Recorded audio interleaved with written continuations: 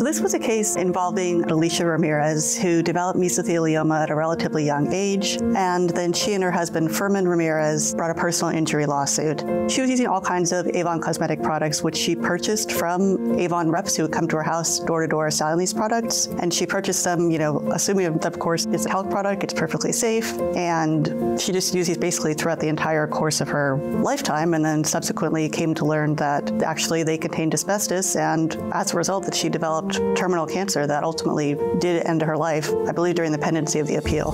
And it was a battle we had been fighting as these corporate defendants were just bringing in their own representatives, their own mouthpieces to just come in and just try to just tell their own story, when it wasn't the story of the person sitting in the chair, it was things they had been told or told to say. In this case, Avon's corporate representative, Lisa Gallo, had started her employment with Avon in 1994, but provided a declaration in support of Avon's summary judgment motion in which she described activities taking place at Avon in the 1970s. The trial court was clearly wrong, and this was something that we needed clarification on for not just this trial court, but all trial courts going forward. We were vindicated that we were correct, that all lay witnesses, whether they are corporate representatives or a product identification witness or a plaintiff, must have personal knowledge for their testimony to be admissible.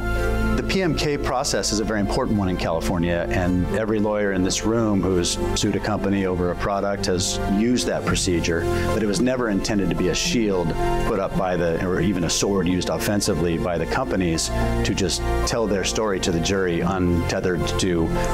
personal knowledge of the person testifying. So one of the obstacles was sort of overcoming that natural tendency of some judges to think, well, that does seem fair, when ultimately it really isn't, and showing that and getting the appellate court to agree with us.